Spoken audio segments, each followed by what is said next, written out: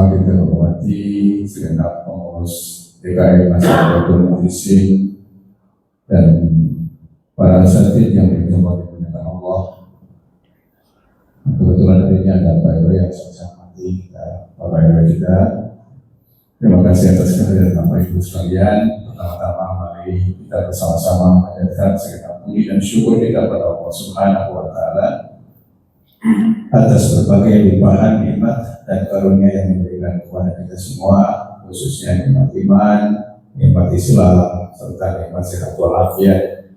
Yang oleh karenanya, alhamdulillah pada kesempatan pagi hari ini kita dapat berkumpul di Masjid Baitul Muqaddas ini dalam rangka melaksanakan sholat subuh yang sudah kita laksanakan bersama, dan insya Allah akan kita lanjutkan dengan kuliah subuh pada kesempatan pagi hari ini. Salawat dan salam semoga senantiasa tercurah limpahkan kepada junjungan kita Rasulullah Muhammad Sallallahu Alaihi Wasallam, kepada segenap keluarganya, para sahabatnya, para pengikutnya, dan juga mudah-mudahan kepada kita semua selaku umatnya yang tentu berharap mendapatkan syafaatul ulamanya di yaumul akhir nanti. Baik Bapak sekalian, seperti biasa sebelum kita lanjutkan dengan kuliah subuh, mari kita bersama-sama bersolawat. Ya Rabbi bil Mustafa balligh maqasidana waghfir lana ma mada ya wasi'al karami. Mustafa balligh maqasidana waghfir lana ma mada ya wasi'al karami. Muhammadun sayyidul kaunaini was-saqalain wal fariqaini min urbil wa min ajami. Ya Rabbi Mustafa balligh maqasidana waghfir lana ya wasi'al karami. Huwal habibul ladzi turja syafa'atuhu li kulli hawlin minal awwali muqaddami. Ya Rabbi bil Mustafa balligh maqasidana waghfir lana ma mada ya wasi'al karami. Nabiyuna al-aminuna fala ahadun abarra fi qawlina minhu wala na'ami. Ya Rabbi bil Mustafa balligh maqasidana wa nadhika Rasulullahi ja'uka bi'idhil karimun tajalla bismi muntaqimi.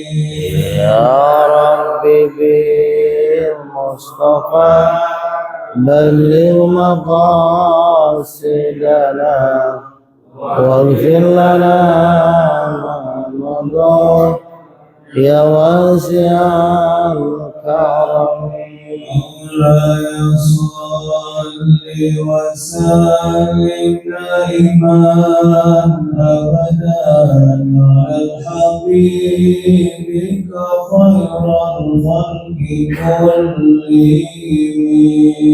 Ya Rabbi bil Mustafa balligh maqasidana waghfir lana ma mada ya wasi'al karami. اللهم صل وسلم وبارك عليه.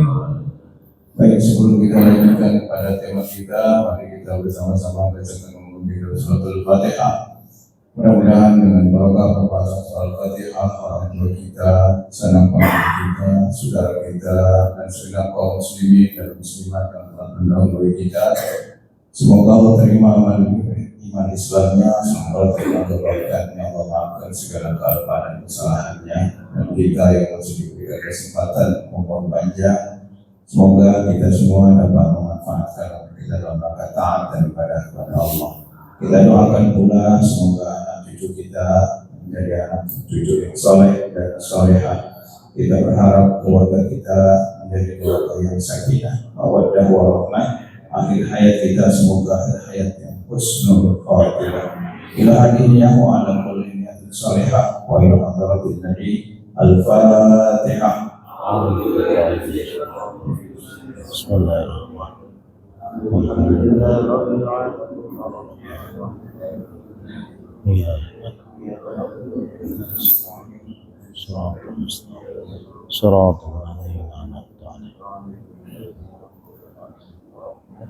Baik, mari kita sama-sama dengarkan tausiah Kulit Subuh yang akan kita akan berikan etikap sampai dengan waktu syuruk. Begitu pada kalau kita fa'alaihi tafadhal mashkura wa sallim wa barik. Bismillahirrahmanirrahim. Assalamualaikum warahmatullahi wabarakatuh.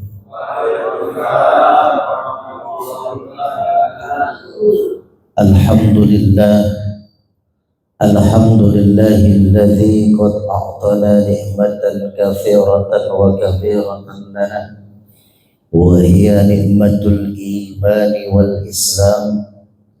Ashhadu an la ilaha illallah wahdahu la syarika lah wa ashhadu anna Muhammadan 'abduhu wa rasuluhu la nabiyya ba'dah. Allahumma salli ala sayyidina Muhammad wa ala ali sayyidina Muhammad kama sallaita ala Ibrahim wa ala ali Ibrahim fil alamin innaka Hamidum Majid. Qala Allah ta'ala fi kitabihil aziz wa huwa asdaqul qailin. A'udzu billahi minasy syaithanir rajim. Bismillahirrahmanirrahim. Ya ayyuhalladzina amanu kutiba 'alaikumus shiyam kama kutiba 'alal ladzina min qablikum la'allakum tattaqun. Sadaqallahul azim. Hadirin jamaah salat subuh Masjid Baitul Mukhlisin yang dirahmati Allah Subhanahu wa ta'ala. Pertama-tama yang saya hormati Ketua DKM Masjid Baitul Mukhlisin beserta para pengurus, para asatidz, para imam, para sesepuh, tokoh masyarakat, Bapak RT, Bapak RW, donatur masjid, wabil khusus jamaah Masjid Baitul Mukhlisin yang selalu memakmurkan masjid ini.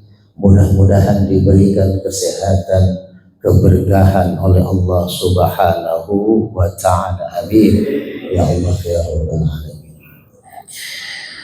Santai saja Pak ya, kita sambil santai. Yang ngantuk silakan diniatkan itikaf jadi barokah, karena yang ceramahnya juga ngantuk, belum tidur dari kemarin.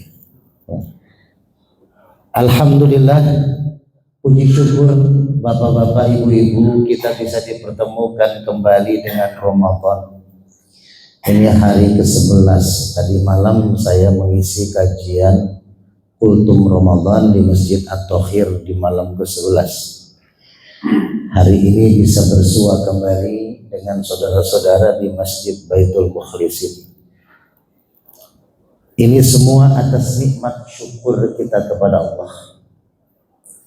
2 tahun yang lalu saya di Ramadan tuh 43 titik. Ramadan 29 hari saya diberikan amanah mengisi tausiah di 43 titik Depok dan Jakarta. Sehari kadang 2, kadang 3. Tahun yang lalu sama sekali saya nggak kemana-mana. Karena Desember tanggal 15 hari Ahad subuh, ketika saya mengisi kajian subuh, saya dapat kecelakaan jam 4 subuh, ditabrak gerobak motor, hancur kaki saya. Kata terapisnya ini bisa 2-3 tahun kalau mau bisa jalan lagi. Bahkan ada yang bilang terapis yang satu mengatakan nggak akan bisa jalan normal lagi. Kalau di rumah sakit mungkin langsung dipotong karena hancur dengkul sebelah kanan. Tapi saya memohon kepada Allah karena luar biasa support doa. Ratusan masjid Pak menjenguk di Cikeas 21 hari. Ketua MUI, ketua NU, ketua-ketua masjid, para ulama, habaib menengok, mensupport, mendoakan. 1000 orang lebih saya hitung. Karena tiap hari dari ba'da subuh sampai malam itu tidak berhenti. Sampai kewalahan tuh pengurus terapisnya di Cikeas baru kali ini tamu nggak berhenti 21 hari. Kebetulan saya diamanahi menjadi ketua bidang dakwah Forum Ulama Kota Depok, jadi kita banyak silaturahmi ke masjid-masjid, sinergi dengan DMI, dengan NU. Maka luar biasa support dan doanya. Jadi 5 bulan saya minta kepada Allah, ya Allah, saya pengen bisa ngisi dakwah kembali. Akhirnya 4 bulan saya berbaring pakai kayu, saya diminta oleh Ustadz Ali, Agus Alian untuk mengisi tausiah ketika beliau mau berangkat haji kemarin. Jadi minta saya bisa mengisi tausiah di rumahnya di Sukatani. Akhirnya saya pakai kursi roda tuh Pak di bawah. Saya ceramah Walimatus Safar. Nah bulan Juli ketua masjid Al-Falah Pondok Cibubur memaksa, Ustadz bismillah pakai kursi roda kita akan bantu diangkat. Akhirnya dari bulan Juli itulah sampai Desember saya mengisi khotib Jumat dan alhamdulillah kajian-kajian mulai kembali di At-Tohir berjalan sudah 6 bulan tiap malam Ahad keempat di masjid-masjid yang lain juga. Jadi mulai aktivitas sekarang sudah pakai tongkat. Dan tahun ini alhamdulillah masjid mengamanahkan 32 titik saya mengisi kajian kultum Ramadan, kuliah subuh, buka bersama di Depok dan Jakarta. Kebanyakan Depok lah.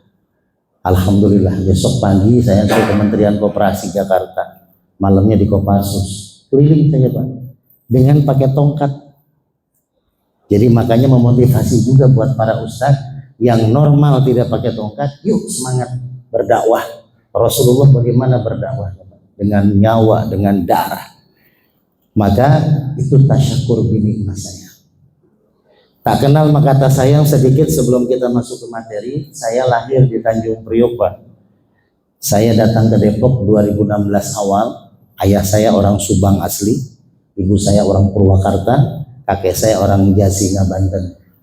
Saya mesantren di Subang, Kasomalang, Darussalam 2 tahun, di Al-Muhajirin Purwakarta, pimpinan Ki Haji Abdul Bunyamin, Rois Suriah PWNU Jawa Barat. Saya mesantren 4 tahun, ngajarnya 5 tahun. Kemarin 1 bulan saya 4 kali, setiap minggu saya ke Purwakarta ngobatin beliau. Kebetulan saya juga sebagian besar pasien saya dulunya. Saya mengobati patah tulang juga gitu. Jadi orang tua kita, Pak Haji Jazi juga sebelum saya biasa ngobatin. Nah, kayak Abun Bunyamin suaranya bilang, ya beliau calon kuat Rasul nanti. Tapi kemarin ngobrol sama saya terapi itu setiap minggu, alhamdulillah sudah mulai keluar suaranya. Lalu saya dapat kuliah gratis 5 tahun saya ngajar di Al-Masuriah Sukabumi. Saya juga mengajar di Asam Suriah selama 3 tahun di Sukabumi. Balik lagi ke Priok, menikah, lalu akhirnya ke Depok lah tahun 2016. Jadi saya pendatang Pak di Depok. Tapi alhamdulillah saya punya majlis zikir dan pengobatan hikmah. Itu yang tergabung di majlis zikir itu 200 DKM masjid di kota Depok dan Jakarta. Makanya setiap hari Rebo kita sinergi untuk membantu masjid-masjid yang tidak ada khotibnya atau badal khotib, karena ustadz-ustadznya dari saya nanti dapatnya.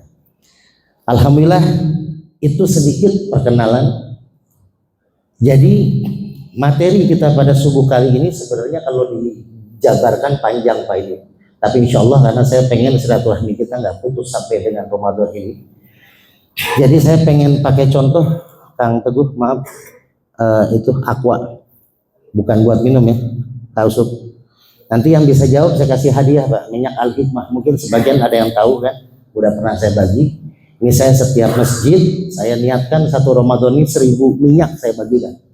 Minyak Al-Hikmah bikinan saya pribadi, terapi hikmah. Jadi kita keliling masjid sambil bagi-bagi minyak untuk mencari keberkahan. Nah, ini saya contoh, bukan buat minum, lagi puasa Pak. Islam itu, kita ini kan menjalankan ibadah Ramadan atas dasar iman. Karena perintahnya begitu tuh dalam Al-Quran, Al-Baqarah 183. Nah, berkaitan tentang iman, otomatis orang ini sudah Islam, harus masuk ke dalam Islam yang kafah, baru dia akan bisa menjadi orang-orang yang beriman. Nah, sekarang kalau saya tanya, Pak, kita ini orang Islam bukan Pak? Pasti menjawab semua Islam. Tapi yang jadi pertanyaan, apakah keislaman kita diakui oleh Allah Subhanahu wa Ta'ala? Ini dasar nih Pak. Islam ini dasar. Islam artinya selamat. Kalau kita benar-benar menjalankan Islam rukun yang 5, maka kita akan selamat. Tapi benarkah kita sudah menjalankan 5 rukun? Ini kalau saya jabarkan panjang Pak, karena setiap kajian rutin saya tiap bulan di masjid-masjid itu saya kajian hikmah namanya. Apa kajian hikmah? Walaupun pakai kitab, kadang Riyadhus Shalihin saya pakai ya, atau kitab-kitab yang lain, tapi isinya tentang kandungan hikmah, pemahaman artinya. Jadi kita lebih satu ayat tapi kita pahami isinya secara matang agar kita bisa menjalaninya. Kalau nggak paham bagaimana? Maka Islam saya kategorikan, saya logikakan sebagai aqua ini, biar kita mudah mencernanya.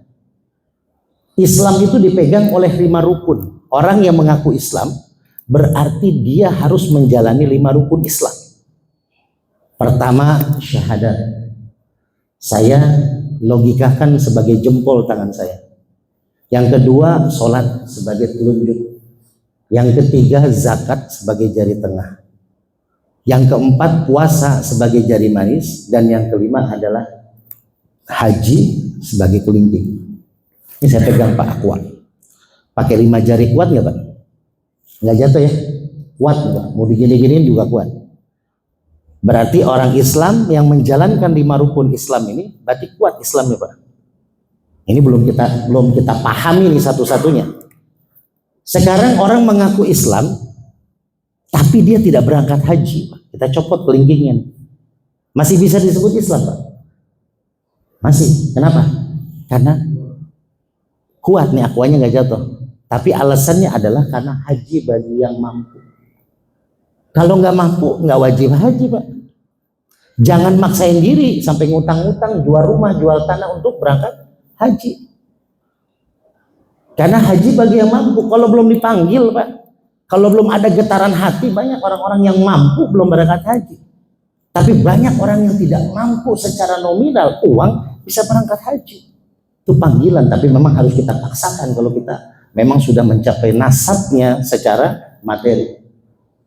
Ada seorang anak muda, karena saya di rumah tuh suka tiap hari ada ustadz, bahkan ada pasien datang hampir tiap hari. Kalau saya buka pengobatan tuh dari Ba'da Isya sampai subuh tuh tamu nggak berhenti. Makanya saya jarang pernah tidur malam kecuali sakit.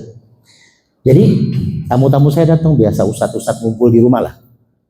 Nah, ada seorang pemuda datang ke rumah saya, Ustadz, saya mau berangkat haji Ustadz, punya cita-cita pengen haji Ustadz. Saya bilang bagus, masih muda tapi punya cita-cita pengen haji, tapi nggak punya uang saya Ustadz. Saya bilang haji itu tidak jaminan dengan uang. Akhirnya apa Pak? Saya kasih amalan dia, kamu dawamkan surat haji. Didawamin Pak, surat haji itu kan ada di Al-Quran, surat haji. Dia dawamin pulang ke rumah, dia dawamin surat haji. Setahun kemudian balik lagi ke rumah saya, Pak. Ustaz, saya udah dawamin Ustaz, belum berangkat tuh. Saya bilang, dawamin tambahin lagi surat Ibrahim. Karena cikal bakal haji dari Nabi Ibrahim. Didawamin pulang. Setahun kemudian balik lagi. Ustaz, saya belum berangkat juga Ustaz. Saya bilang, tambahin sholawat. Tambahin sholawat. Sebenarnya saya mau bilang sebelum sholawat, tambahin dulu satu surat lagi. Entah surat rumah, surat tanah, surat mobil. Bisa berangkat ya Pak ya? Tapi enggak lah. Ini anak muda ini belum punya rumah, belum punya mobil. Ini anak muda ini marbot masjid Pak. Dia tinggal di masjid, dia marbot masjid. Dia kadang-kadang imam, kadang-kadang azan. Kan gitu tuh marbot kalau lagi sepi. Dia yang azan, dia yang imam. Ya. Itu kalau lagi sepi masjidnya. Akhirnya si pemuda ini pulang tuh sambil dawamin sholawat yang saya bilang. Dawamin sholawat, tauin sholawat, bener Pak. 5 bulan kemudian, nggak nyampe setahun, 5 bulan kemudian dia balik lagi ke rumah. Ustaz, alhamdulillah Ustaz, saya sudah dipanggil haji Ustaz. Saya kaget Pak. Pertama kaget dia pakai pakaian kayak orang-orang habaib itu, gamis putih, bahkan sorbannya itu ada 3 dilingkar di sini Pak. Pikir saya yang datang itu bukan si pemuda itu, pikir saya caleg yang nggak jadi, stres gitu ya.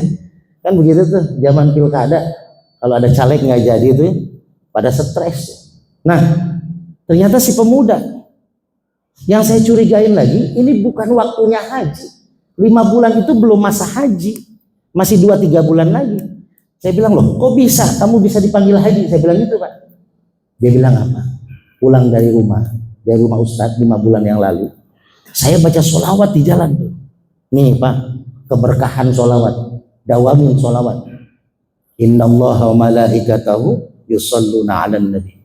Ya ayyuhalladzina amanu shallu 'alaihi wa sallimu taslima. Allah dan malaikat saya bersolawat. Masa kita pelit dengan sholawat pada Nabi Muhammad SAW? Akhirnya dia bilang, pulang dari rumah Ustadz, saya baca sholawat. Ketika saya mau masuk ke masjid tempat saya tinggal, tiba-tiba ada bendera kuning di masjid, ada bendera kuning di gang masjid. Lalu saya tanya siapa yang meninggal. Ternyata yang meninggal itu ketua DKM masjid yang sudah dianggap sebagai orang tua oleh si marbot tadi. Akhirnya marbot tadi buru-buru datang ke rumah si ketua masjid, membantu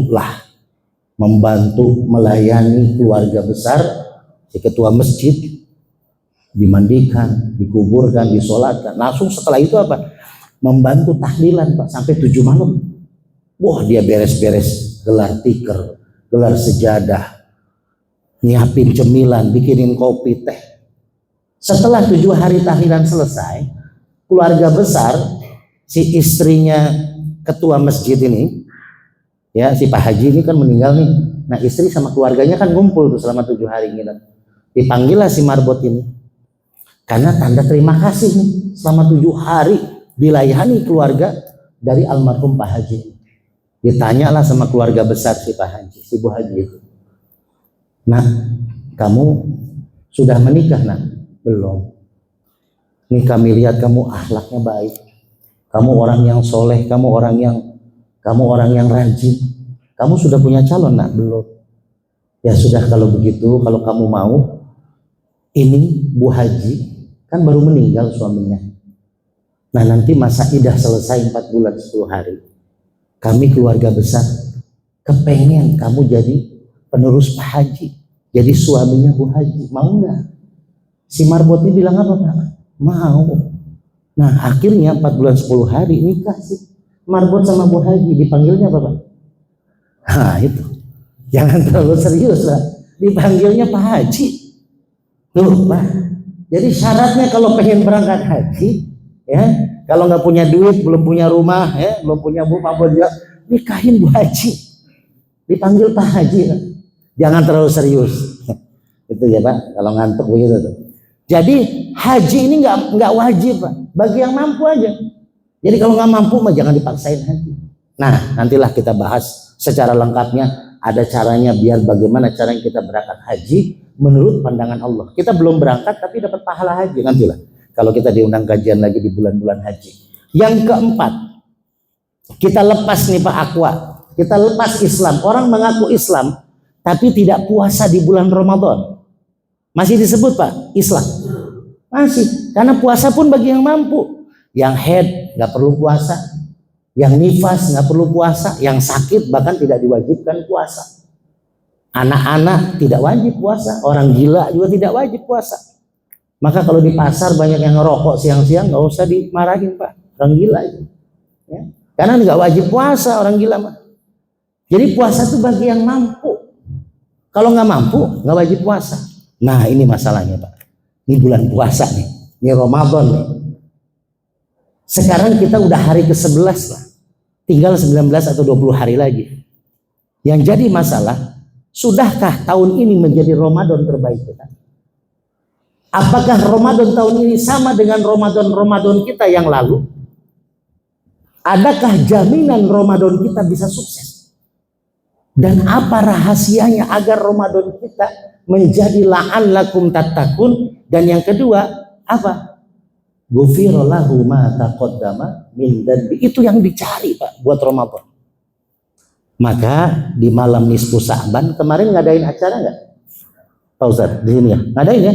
Malam nisfu Sa'ban ada hadis yang mengatakan Allah Subhanahu wa taala di malam nisfu Sa'ban melihat hambanya lalu mengampuni dosa-dosa hambanya. Yang punya salah diampuni dosanya Pak di malam nisfu Sa'ban, kecuali 2 dosa. Dan ternyata 2 dosa ini kalau masih kita lakukan akan menghambat ibadah Ramadan kita. Tidak akan kita dapat ghufira lahu ma taqaddama min dzanbi, dan tidak akan dapat kita la'allakum tattaqun. Hati-hati Pak. Karena yang dicari oleh orang puasa apa? Agar bersih dosa kita dan agar kita menjadi la'allakum tattaqun. Kalau nggak itu buat apa? Cuman buat lapar haus saja, menahan puasa. Maka apa 2 hal dosa ini? Yang pertama dosa syirik. Tuh Pak, nggak boleh tuh dosa syirik. Ya, kita masih takut kepada atasan kita, jabatan kita, takutnya digeser kalau kita nggak manut, nggak nunduk sama bos kita. Di saat waktu sholat dia ngajak rapat, tapi ini Allah sudah memanggil dengan azannya. Ya, banyak hal lah yang syirik itu bukan hanya ke kuburan minta-minta, itu syirik. Bukan hanya itu Pak, kita menduakan Allah itu syirik. Kita menganggap ada makhluk lain yang bisa membantu kita selain Allah, itu syirik. Kita berkeluh kesah, duh ya Allah kalau bukan dia yang nolong nih nggak bisa, itu syirik. Ketika kita datang ke dokter, kita datang ke tabib, kita datang seorang ustadz, kiai, habaib, kita minta syariat. Lalu kita merasa dia yang mengobati penyakit kita. Kita sembuh karena dia, itu syirik. Makanya ketika ada orang yang berobat ke saya, satu hal, saya suruh dia sholat, saya suruh dia zikir, saya suruh dia minta kepada Allah, saya bantu. Walaupun ada beberapa yang saya pegang. Semalam saya diceramah di At-Thohir, ternyata tamu masjid At-Thohir jaringnya dari bulan Juni nggak bisa digerakkan. Saya terapi ada di YouTube saya, tinggal buka Guru Hikmah Official. Itu dakwah saya, pengobatan saya dari situ. Itu saya terapi, saya pegang sekitar 5-7 menit pakai minyak Al-Hikmah. Nantilah saya kasih. Nah, ini kita yakinnya ke Allah, mintanya ke Allah. Wasilahnya bisa jadi dokter, wasilahnya bisa jadi obat, wasilahnya bisa dari apapun. Bahkan air zikir itu wasilah. Tapi kita meyakinkan Allah yang memberikan kesembuhan. Maka hati-hati Pak. Syirik ini lawan katanya apa Pak?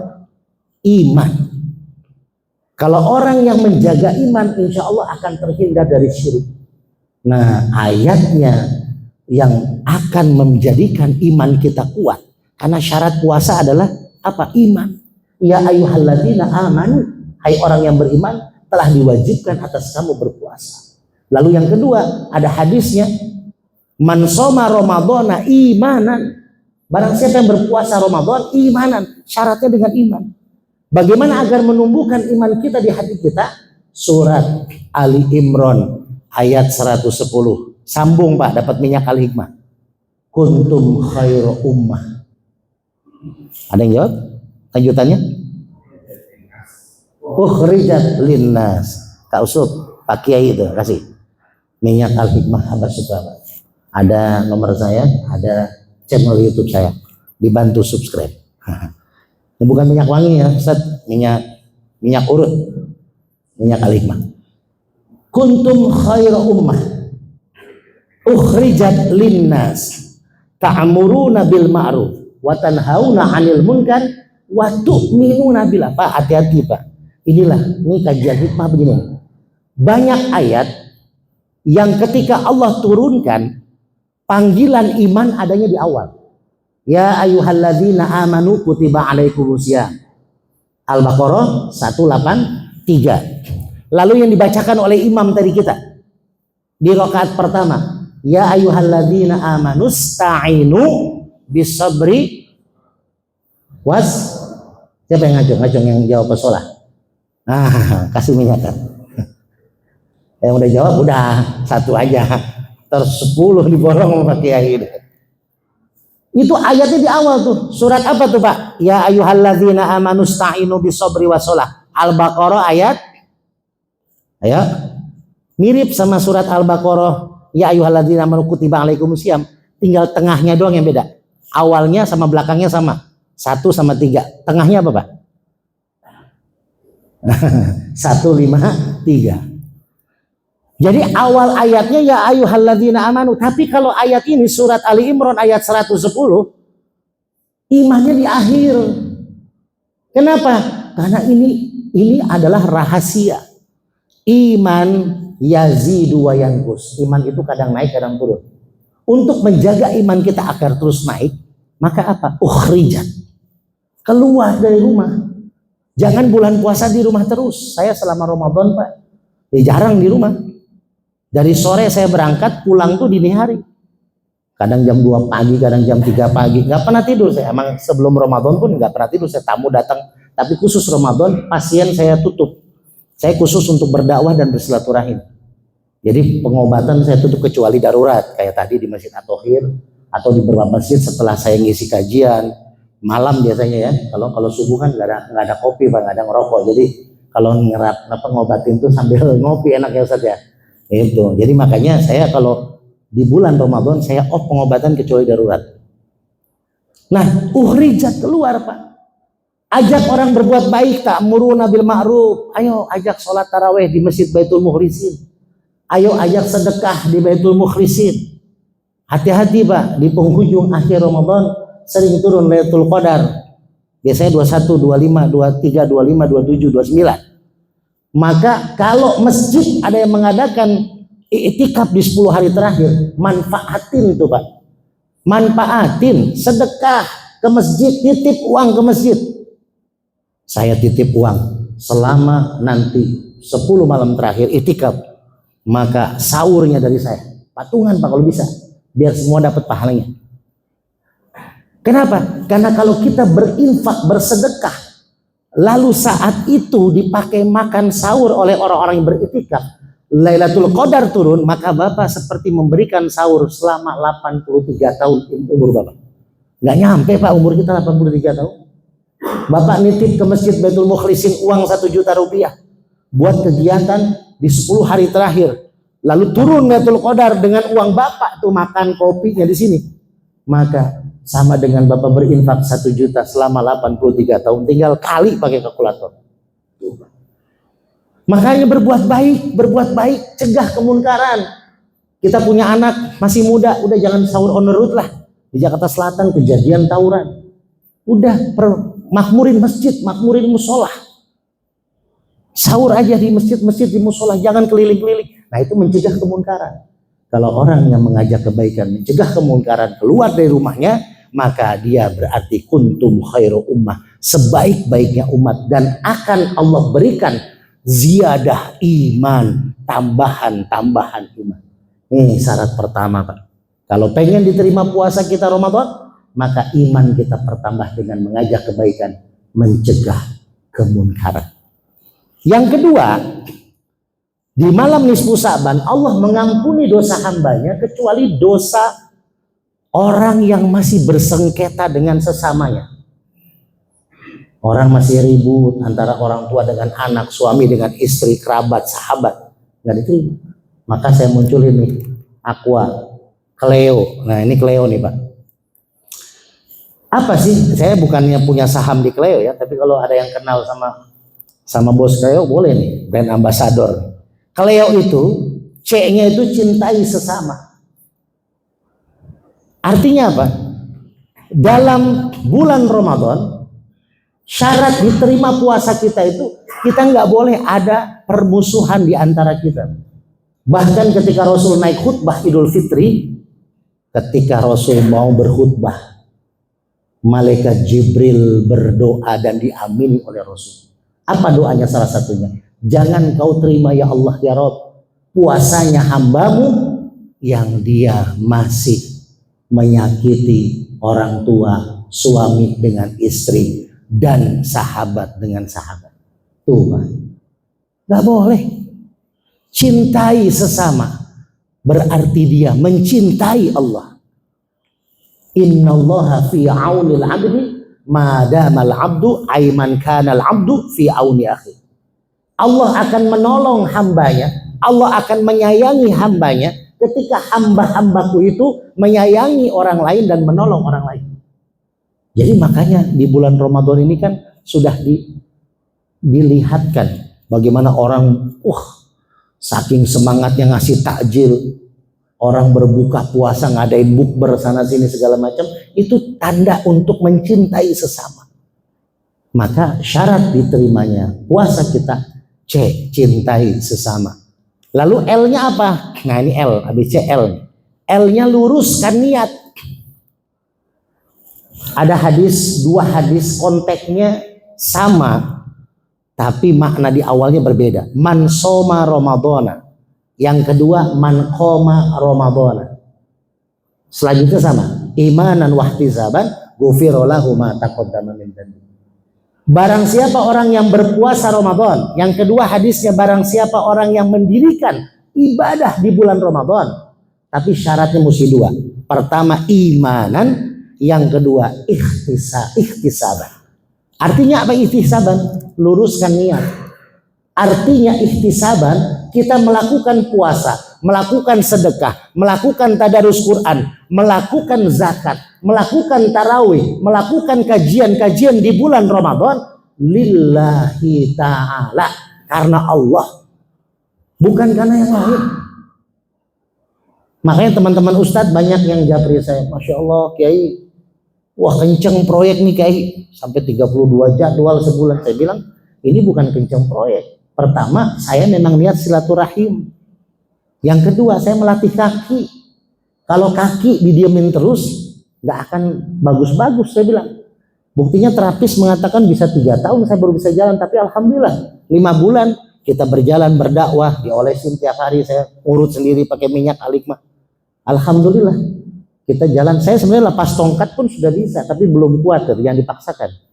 Karena ini masih lemah, karena umur kan Pak, tulang kita kan hancur tadinya, tapi nyatu lagi, karena minyak alikma yang saya bagikan itu ada propolis, gamat, habatus sodanya buat mengikat jaringan sel.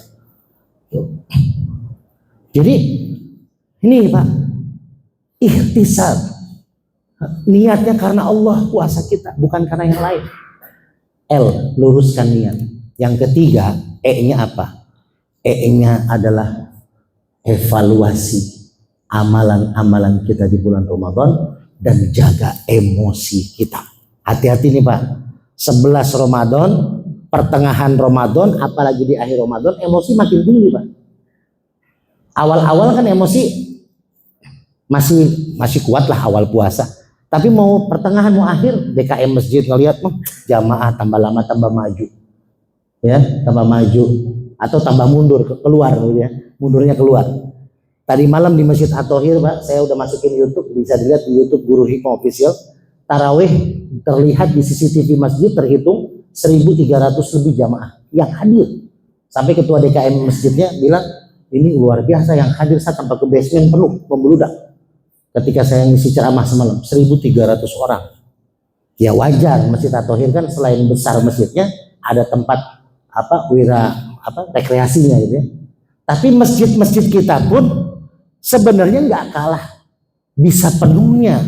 Kalau apa? Kalau kita ajak nih, masing-masing yang hadir nih mengajak keluarganya, mengajak tetangganya, mengajak sahabatnya yang ada di komplek, rame Pak. Nah ini menguatkan iman Pak. Besok misalkan, nanti besok ikutlah taraweh di Masjid Baitul Mukhlisin. Ada 2 Bapak ajak Pak. 1 yang ikut, maka setiap 1 yang ikut Bapak itu taraweh, kajian di sini, Bapak dapat pahala yang sama. Dia ikut sedekah, Bapak dapat pahala yang sama sedekah. Tuh Pak, ajak orang. Ajak orang, kayak MLM aja kita, multi level marketing. Ajak orang ke masjid, ajak orang ke masjid, ajak orang kajian, ajak orang sedekah, ajak orang baik, wa tu'minuna billah. Karena evaluasi itu Pak. Evaluasi kita di akhir nih, makin akhir makin males. Masjid nggak ada yang makin akhir makin penuh, nggak ada. Makin akhir makin sepi, kecuali nanti pembagian zakat fitrah. Kalau di masjid pembagian zakatnya. Makanya Pak, evaluasi kita, evaluasi amalan kita. Nah, kalau itu semua kita jalani, kita akan dapat nol. Kawaladathu ummuh, seperti bayi yang baru dilahirkan dari ibu kita, bersih tanpa noda, bersih tanpa dosa. Ghufira lahu ma taqaddama min dzanbi, akan bersih Pak. Di situ ada kalimat ma di atasnya. Artinya semua dosa dihapus, semua dosa dihilangkan oleh Allah. Maka bapak-bapak hadirin, ini baru 2 yang saya lepas, tapi karena sudah mau syuruk ya, kita lihat dulu jamnya. Tuh kan sudah syuruk. Jadi ini masih ada PR. Kalau insya Allah kita ada waktu, ada umur, dan ada undangan, insya Allah kita bertemu kembali. Kita bahas masalah zakat. Wah ini penting Pak. Bisa ditonton juga di YouTube saya tentang sejarah zakat. Kita akan buka perbedaan zakat fitrah, zakat mal, infak, sodako. Sejarah pertama kali adanya zakat. Bagaimana zakat mal pertama kali. Gimana cara pelaksanaan zakat mal. Bagaimana caranya masjid tidak akan kekurangan kasnya. Saya banyak Pak memberi kajian-kajian hikmah tentang zakat di masjid-masjid. Alhamdulillah masjid bilang kalau saya mengisi kajian, saya mengisi ceramah, itu kas masjid 2-3 kali lipat bertambah. Karena saya mengajak jamaah. Karena ini tabungan kita Pak, tabungan kita ada di masjid ini. Bapak nanti mau ke akhirat, mau ke alam kubur, ke alam mahsyar, butuh perbekalan banyak. Itu bukan ngambil dari ATM kita, tapi dari ATM masjid. Maka uang yang ada di ATM kita itu di dunia habis. Bisa jadi diperebutkan oleh ahli waris kita. Tapi uang yang kita infakkan ke masjid ini akan menjadi modal kita nanti kembali kepada Allah. Akan menjadi bekal kita kembali kepada Allah. Maka bagaimana caranya zakat mal itu bisa terjadi di masjid? Nantilah insya Allah kalau ada waktu kita kupas tentang sejarah zakat. Nah 3 ini tidak dilakukan, masih ditolerir. Karena haji bagi yang mampu, puasa bagi yang mampu, zakat bagi yang mampu. Hati-hati Pak. 2 ini salah satunya dilepas, nggak ada Islam di dalam diri kita. Apa yang 2 ini? Syahadat alla ilaha illallah wa anna muhammadar rasulullah. Yang kedua sholat. Ini panjang Pak. Saya menjabarkan sholat di kajian masjid-masjid bisa 3 session kajian subuh. Karena sholat ini hati-hati Pak. Apakah kita sholat diterima Allah? Belum tentu. Bahkan sholat di depan Ka'bah disindir oleh Allah di surat Al-Anfal. Wa makana sholatuhum indal baiti illa muka'a wa tasbiyah. Orang yang sholat di depan Ka'bah itu, kata Allah, dia tidak sholat, dia hanya bertepuk dan bersiul. Jadi bacaan sholatnya bagi Allah seperti orang yang bersiul. Gerakan sholatnya dianggap sebagai tepukan. Dia nggak sholat, cuman hanya bersiul dan bertepuk. Memang ada asbabun nuzulnya. Ketika Rasul dan sahabat sholat, kaum Quraisy saat itu, kaum jahiliyah mengganggu sholatnya Rasul dengan sahabat dengan tepukan dan siulan. Tapi makna yang lebih dalam, makna hikmah yang bisa kita petik. Jangan sampai sholat kita di masjid yang kita lakukan tiap hari dianggap sebagai tepukan, nggak dapat apa-apa. Karena sholatnya cuma pakai 2 rukun. Apa 2 rukun? Qauli wa fi'li. Sedangkan sholat diterima oleh Allah ada 3 rukun. Nanti kita bahas kalau di kajian selanjutnya. Dan yang utama syahadat. 2 ini Pak patokan Islam. Syahadat dikuatkan dengan iman dan sholat dikuatkan dengan doa. Karena as-sholat ad-doa. Maka yuk kita tutup dengan doa hikmah. Apa itu doa hikmah? Doa hikmah banyak, paling utama kalau kita mau berdoa secara hikmah. Hikmah itu kisahnya dari Nabi Adam sampai Nabi Muhammad, itu semua Nabi punya ilmu hikmah. Jadi Bapak kalau memandang ilmu hikmah, ilmu paranormal, bukan. Saya memang mengobati kadang jarak jauh. Ada seorang ketua DMI di Depok, Ustadz Jamal dari Madura, datang ke rumah saya. Kiai, kakak saya sakit di Madura, Kiai. Lalu video call dari Madura di rumah saya, video call. Lalu saya lihat pucet mukanya. Saya bilang sama anaknya, tolong pegang tangannya, lihat matanya ke saya di handphone. Saya bacain zikir hikmah, lalu terasa panas di belakang punggungnya. Saya bilang, anak buka baju bapak, di belakang punggung ada tanda lahir 2. Dibuka, ternyata ada tanda lahir 2. Saya suruh kasih air yang tadi dipegang. Alhamdulillah segar. Ustadz Agus Alian pernah nelpon saya video call ketika saya lagi ngobatin orang di Cibubur apartemen. Ustadz Alian telepon, ini ada tukang mandiin mayit, tiba-tiba pucet habis mandiin mayit, ditapos, amil otong namanya, pucet. Ustadz Alian video call, Buya tolong Buya, ini amil otong pucet habis mandiin mayit, pucet kayak mayat hidup, duduk gitu, video call. Udah saya bilang siapin air. Ustadz Alian selalu bawa minyak alikma saya kemana-mana kan. Terus setelah saya zikir pakai video call, ternyata saya bilang panas di belakang punggungnya, sebelah kanan atau sebelah kiri. Saya bilang ada tanda lahir 3 di sana, buka, ada tanda lahir 3. Dia juga kaget kan, anaknya kok ada tanda lahir 3, kita tahu gitu. Tapi semprotin minyak, alhamdulillah pucetnya hilang. Artinya apa? Doa hikmah adalah doa yang harus kita yakini. Bayangin pakai video call Pak. Sedangkan kita minta kepada Allah dimanapun, Allah tahu. Wasilah bisa dari mana aja. Yang penting kita yakin sama Allah. Kita berdoa dari mana, kan ada surat Al-Baqarah ayat 186. Siapa yang bisa jawab Pak? Lanjutin. Wa idza, jangan Ustaz, jangan. Udah dapat. Wa idza sa'alaka ibadi anni. Nah, Pak ini siapa yang jawab tadi? Bapak yang baju merah. Kak Usop. Yang udah jawab jangan. Nah, ya. Kasih Kak. Fa inni qarib. Jadi kalau kita, Allah berkata kepada Nabi Muhammad, wa idza sa'alaka ibadi, wahai Muhammad, kalau ada umatmu yang bertanya tentangku, aku dekat. Ujibu da'watad da'i idza da'an, falyastajibu li wal yu'minu bi. Nah, syaratnya dengan iman. Makanya yakin Pak, yakin. Hikmah itu mesti yakin. Ya, makanya saya punya grup Majlis Zikir Hudurul Qalbi. Majlis Zikir dan Ilmu Hikmah Hudurul Qalbi.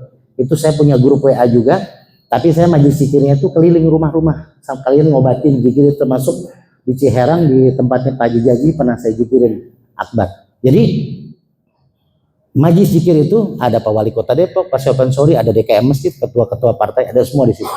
Yuk kita sama-sama Pak baca Fatihah. Fatihah ini Fatihah Nabi Zakaria. Jadi Bapak yang punya hajat, yang sakit atau yang punya hajat, punya utang biar lunas, punya niat biar tercapai, minta sama Allah. Pasti dimustajabah. Yang ngejamin bukan saya tapi Allah. Karena kita berdoanya di masjid. Yang kedua di bulan Ramadan. Yang ketiga kita habis mengadakan ibadah dan itikaf dan kajian. Iyyaka na'budu wa iyyaka nasta'in. Ibadah dulu baru minta tolong. Bahkan nggak perlu kita minta, Allah pasti kasih. Maka ini Fatihah Nabi Zakaria. Nabi Zakaria ketika nggak punya anak, istrinya secara medis dikatakan mandul, istrinya sudah menopause, beliau sholat di mihrabnya Siti Maryam. Lalu beliau baca iyyaka na'budu wa iyyaka nasta'in, minta kepada Allah, ya Allah berikan aku keturunan. Malaikat Jibril turun, hadis sahih. Malaikat Jibril turun. Wahai Zakaria, Allah mengabulkan doamu bahkan di saat kamu masih berdiri dalam sholat. Langsung dijabah Pak, berdiri dalam sholat. Jadi ketika iyyaka na'budu wa iyyaka nasta'in, minta, dijabah langsung Allah. Diberikan ruh rahim istrinya, lalu lahir anak setelah 9 bulan, keluar anak laki-laki, namanya Hah? Namanya, nama anak Zakaria namanya siapa Pak? Jangan. Hah? Bapak ada yang jawab? Nah, jawab Bapak, siapa Pak? Yahya ya Pak. Yahya itu yang ngobatin saya Pak. Haji Sulaiman anaknya Yahya. Kasih Kak. Namanya Yahya dan jadi nabi, artinya maha hidup. Tuh. Yang ngobatin saya tuh di Cikeas anaknya Pak Haji Sulaiman ya. Namanya Haji Yahya. Nah, ya, nanti saya kasih waktu 1 menit Pak. 1 menit, habis iya kana budu wa iya kana sa'in. Diam semuanya, minta kepada Allah masing-masing di hatinya. Minta hajatnya. Ya. Terus yang kedua, kalau kita mau berdoa hikmah, syaratnya buka dengan syahadat 1 kali, tutup dengan sholawat 3 kali. Itu kalau pengen nembus langsung ke langitnya Allah Subhanahu wa Ta'ala. Asyhadu an la ilaha illallah wa asyhadu anna Muhammadar Rasulullah. Raditu billahi rabba wa bil islami dina wa bi Muhammadin nabiyya wa rasula ila hadratil nabiy Mustafa Rasulullah sallallahu alaihi wasallam wa ala alihi wa azwajihi wa dzurriyyatihi wa ila hajatina ya Allah wa ila hajatina ya Rahman wa ila hajatina ya Rahim. Bismillahil Fatihah. A'udzu billahi minasyaitonir rajim.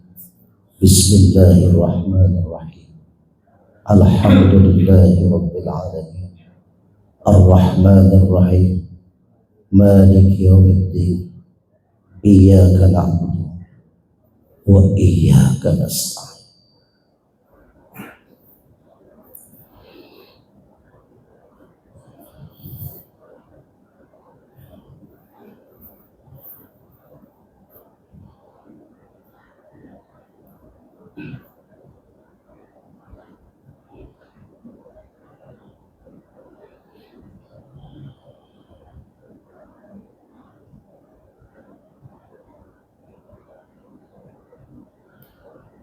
اهدنا الصراط المستقيم صراط الذين أنعمت عليهم غير المغضوب عليهم ولا الضالين آمين.